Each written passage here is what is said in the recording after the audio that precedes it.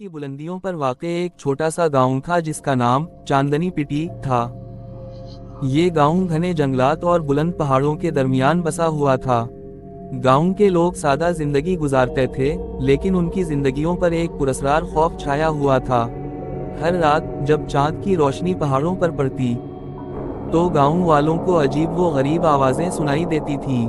ये आवाजें ऐसी थीं जैसे कोई चीख रहा हो या कोई दूर से रोने की आवाज दे रहा हो।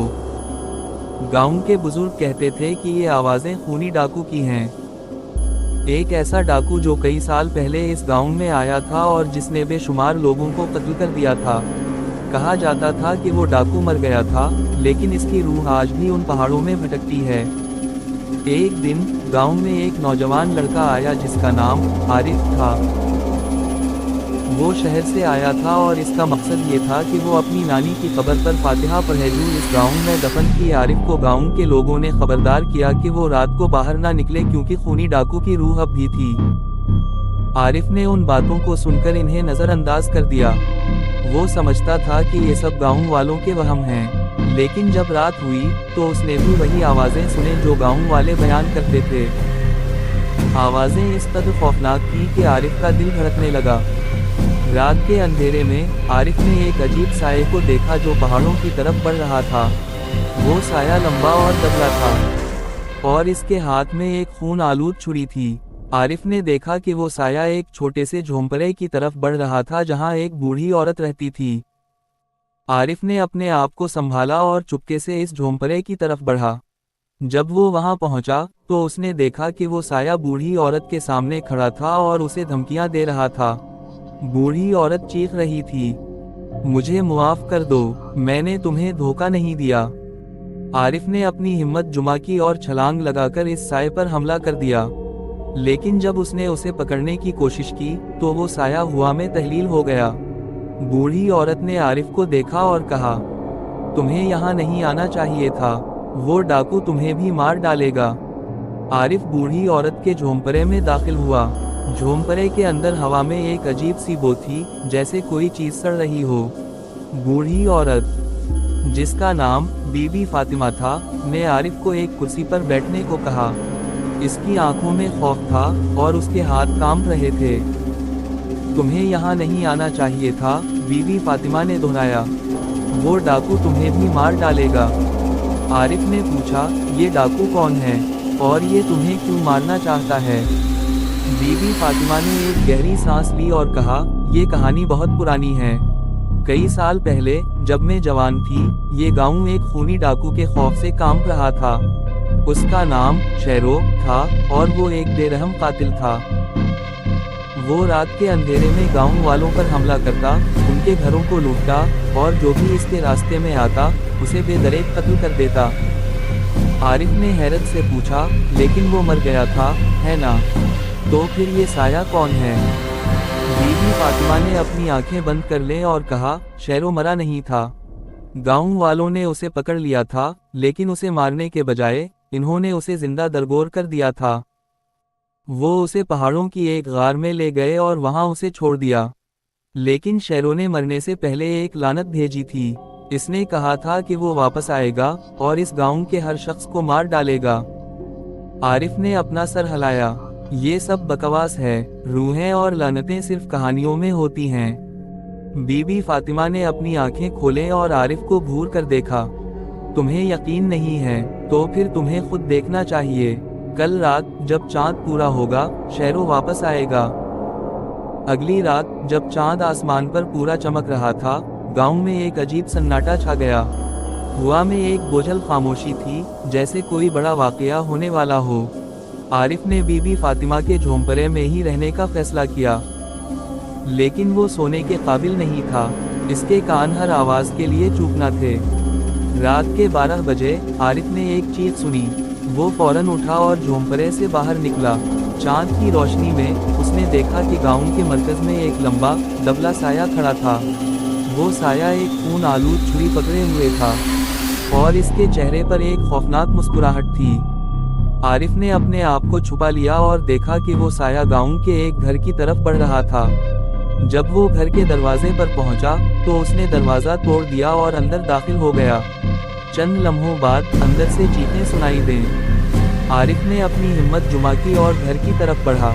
जब वो अंदर दाखिल हुआ तो उसने देखा कि वो साया एक नौजवान लड़की को धमकी दे रहा था। लड़की के चेहरे पर खौफ था और वो रो रही थी। आरिफ ने चीख कर कहा, रुक जाओ। वो साया मुड़ा और आरिफ को देखा। इसकी आंखें सुर्ख थीं और उसके चेहरे पर एक शैतानी मुस्कुराहट थी।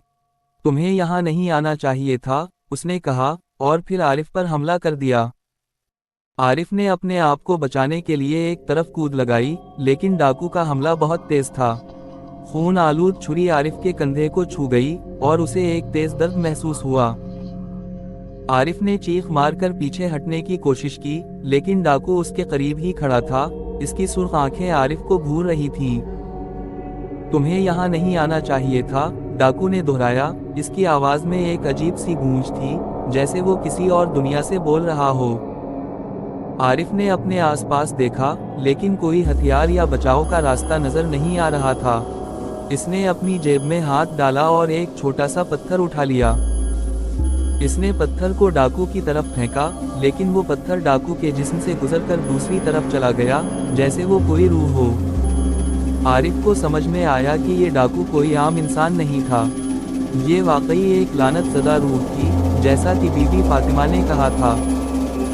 डाकू ने दोबारा हमला करने के लिए अपनी छुरी उठाई, लेकिन उसी लम्हे घर के अंदर से एक तेज रोशनी चमकी। आरिफ ने देखा कि वो नौजवान लड़की, जिसे डाकू धमकी दे रहा था, एक पुराना तबर्रुक उठाए खड़ी थी। तबर्रुक से निकलती हुई रोशनी ने डाकू को पीछे धकेल दिया। ये तबर्रुक मेरे दादा का है, लड़की ने कहा। इसकी आवाज में लर्जिश थी। ये लानतज़दा रूहों को भगाने के लिए है। आरिफ ने मौका गनीमत जाना और लड़की के पास पहुंच गया। डाकू चीखकर पीछे हट गया, लेकिन वो मुकम्मल तौर पर गायब नहीं हुआ। इसकी सुर्ख आंखें अपनी अंधेरे में चमक रही थीं, जैसे वो किसी और मौका का इंतजार कर रहा हो। आरिफ और लड़की ने घर से बाहर निकलकर बीबी फातिमा के झोंपड़े की तरफ भागने का फैसला किया। रास्ते में लड़की ने अपना तारुफ करवाया। उसका नाम ज़ैनब था और वो गांव की एक नौजवान लड़की थी जिसके खानदान पर डाकू की लानत थी। मेरे दादा ने शेरों को पकड़ने में मदद की थी, ज़ैनब ने बताया। लेकिन जब उसे जिंदा दरगोर किया गया तो उसने हमारे खानदान पर लानत भेजी। हर नस्ल में एक शख्स को शेरों की रूह का शिकार होना पड़ता है। आरिफ ने हैरत से पूछा, तो क्या तुम्हें भी इसका शिकार होना पड़ेगा? ज़ैनब ने अपना सर हिलाया। हाँ, लेकिन हमारे पास इस लानत को ख़त्म करने का एक ही तरीका है। हमें शेरों की बाक़ियात को तलाश करना होगा और इन्हें मुनासिब तरीके से दफनाना होगा। सिर्फ तभी इसकी रूह को सुकून मिलेगा। आरिफ ने सोचा कि ये सब कितना अजीब है, लेकिन इसके पास कोई और चारा नहीं था। वो और ज़ैनब बीबी फातिमा के झोंपड़े में पहुंचे, जहां बीबी फातिमा उनका इंतज़ार कर रही थी। बीबी फातिमा ने कहा, जल्दी करनी होगी, चांद रात के गुजरने से पहले पहले, वरना वो हमेशा के लिए जिंदा रह जाएगा। आरिफ, ज़ैनब और बीबी फातिमा ने पहाड़ों की तरफ सफ़र शुरू किया। रास्ता मुश्किल था और हर कदम पर खौफ का साया था। जब वो गार के करीब पहुंचे तो इन्होंने देखा कि गार के मुंह पर एक अजीब सी अलामत बनी हुई थी। ये अलामत खून से बनी हुई थी और इससे एक बदबू आ रही थी। ये वही जगह है, बीबी फातिमा ने कहा। शेरों की बाक़ियात यही हैं। आरिफ ने अपनी हिम्मत जुमा की और गार में दाखिल हुआ। अंदर हुआ में एक अजीब सी ठंडक थी और दीवारों पर अजीब नक्श निगार बने हुए थे। जब वो गार के गहराई में पहुंचे तो इन्होंने देखा कि वहां एक ताबूत पड़ा हुआ था। ताबूत के ऊपर शेरों का नाम लिखा हुआ था। ज़ैनब ने ताबूत को खोलने की कोशिश की, लेकिन वो बंद था। आरिफ ने अपनी पूरी ताकत लगाकर ताबूत को खोला और अंदर से एक बदबूदार हुआ बाहर निकल आई। ताबूत के अंदर शेरों की बाक़ियात पड़ी हुई थीं, लेकिन वो मुकम्मल तौर पर गल सड़ चुकी थीं। हमें इन्हें जल्दी से दफनाना होगा, ज़ैनब ने कहा। लेकिन उसी लम्हे गार के अंदर से एक हौलनाक चीख सुनाई दी। आरिफ ने मुड़कर देखा तो उसने देखा कि शेरों की रूह गार के अंदर खड़ी थी। इसकी सुर्ख आंखें चमक रही थीं। तुम्हें यहाँ नहीं आना चाहिए था, शेरों की रूह ने कहा और फिर उन पर हमला कर दिया। शेरों की रूह ने गार के अंदर एक खौफनाक चीख लगाई और इसकी सुर्ख आंखें आरिफ, زینب اور بی بی فاطمہ کو گھور رہی تھیں۔ ہوا میں ایک عجیب سی ٹھنڈک پھیل گئی، جیسے موت کا سایہ ان پر منڈلا رہا ہو۔ عارف نے اپنے آپ کو سنبھالا اور زینب کے ہاتھ میں پکڑے ہوئے تبرک کی طرف دیکھا۔ تبرک کو استعمال کرو، اس نے چیخ کر کہا۔ زینب نے تبرک کو اونچا اٹھایا اور اس سے نکلتی ہوئی روشنی نے غار کے اندرونی حصے کو روشن کر دیا۔ شیروں کی روح چیخ کر پیچھے ہٹ گئی، لیکن وہ مکمل طور پر غائب نہیں ہوئی۔ اس کی سرخ آنکھیں اب بھی اندھیرے میں چمک رہی تھیں، جیسے وہ کسی اور موقع کا انتظار کر رہی ہو۔ ہمیں جلدی کرنی ہوگی، بی بی فاطمہ نے کہا، اس کی آواز میں لرزش تھی۔ تبرک کی روشنی ہمیشہ کے لیے نہیں رہے گی، ہمیں شیروں کی باقیات کو دفنانا ہوگا۔ عارف نے تابوت کی طرف دیکھا۔ شیروں کی باقیات اب بھی وہیں پڑی تھی، لیکن انہیں دفنانے کے لیے انہیں غار سے باہر لے جانا تھا۔ عارف نے اپنی ہمت جمع کی اور تابوت کو اٹھانے کی کوشش کی، لیکن وہ بہت بھاری تھا۔ مجھے مدد کرو، عارف نے زینب سے کہا۔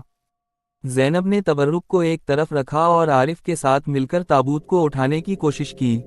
بی بی فاطمہ نے بھی ان کی مدد کی، لیکن تابوت کو حرکت دینا ناممکن لگ رہا تھا۔ اسی لمحے شیروں کی روح نے دوبارہ حملہ کر دیا۔ اس کی چیخ نے غار کے اندر گونج پیدا کر دی اور ہوا میں ایک عجیب سی لرزش محسوس ہوئی۔ عارف نے دیکھا کہ شیروں کی روح تیزی سے ان کی طرف بڑھ رہی تھی اور اس کے ہاتھ میں خون آلود چھری چمک رہی تھی۔ تبرک کو دوبارہ اٹھاؤ، عارف نے چیخ کر کہا۔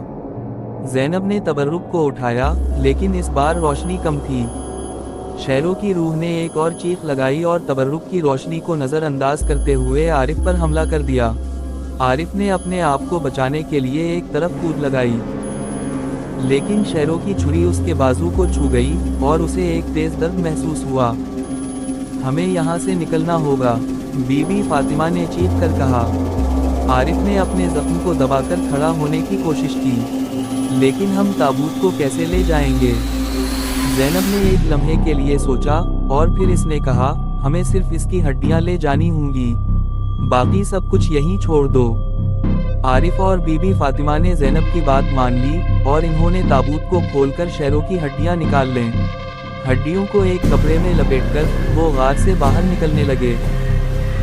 غار سے باہر نکلتے ہوئے عارف، زینب اور بی بی فاطمہ نے دیکھا کہ چاندنی رات کا اختتام ہو رہا تھا۔ آسمان پر ستارے چمک رہے تھے اور ہوا میں ایک عجیب سی سکون تھا۔ ہمیں جلدی سے ان ہڈیوں کو دفنانا ہوگا، زینب نے کہا۔ صرف تبھی شیروں کی روح کو سکون ملے گا۔ وہ گاؤں کے قبرستان کی طرف بڑھے، جہاں بی بی فاطمہ نے ایک خالی قبر کھودی۔ عارف اور زینب نے شیروں کی ہڈیوں کو قبر میں رکھا اور بی بی فاطمہ نے دعا پڑھی۔ اب تمہیں سکون مل جائے، بی بی فاطمہ نے کہا، اس کی آواز میں ایک عجیب سی طاقت تھی۔ جب ہڈیوں کو مٹی سے ڈھانپ دیا گیا تو ہوا میں ایک عجیب سی لہر دوڑ گئی۔ عارف نے محسوس کیا کہ اس کے ارد گرد کا ماحول بدل گیا تھا۔ ہوا میں موجود خوفناک خاموشی ختم ہو گئی تھی اور چاند کی روشنی میں ایک نرمی آ گئی تھی۔ کیا یہ ختم ہو گیا؟ عارف نے پوچھا۔ زینب نے مسکرا کر جواب دیا، ہاں، لعنت ختم ہو گئی ہے۔ شیروں کی روح کو سکون مل گیا ہے۔ اگلی صبح گاؤں میں ایک نئی روشنی چمک رہی تھی۔ گاؤں والوں نے محسوس کیا کہ وہ خوفناک آوازیں ختم ہو گئی تھیں اور ان کی زندگیوں میں ایک نئی امید جاگ اٹھی تھی۔ عارف نے زینب اور بی بی فاطمہ کو الوداع کہا۔ مجھے واپس شہر جانا ہوگا، اس نے کہا، لیکن میں یہاں کی یادیں ہمیشہ اپنے ساتھ رکھوں گا۔ زینب نے مسکرا کر کہا، تمہارا شکریہ، تمہاری بہادری نے ہمیں اس لعنت سے نجات دلائی۔ عارف نے اپنا سفر شروع کیا، لیکن اسے یقین تھا کہ وہ کبھی نہ کبھی اس گاؤں میں ضرور لوٹے گا۔ جب وہ پہاڑوں سے نیچے اتر رہا تھا تو اس نے محسوس کیا کہ اس کے پیچھے کسی کی نظریں ہیں۔ اس نے مڑ کر دیکھا، لیکن وہاں کوئی نہیں تھا، صرف ہوا میں ایک ہلکی سی سرگوشی تھی، جیسے کوئی کہہ رہا ہو، شکریہ۔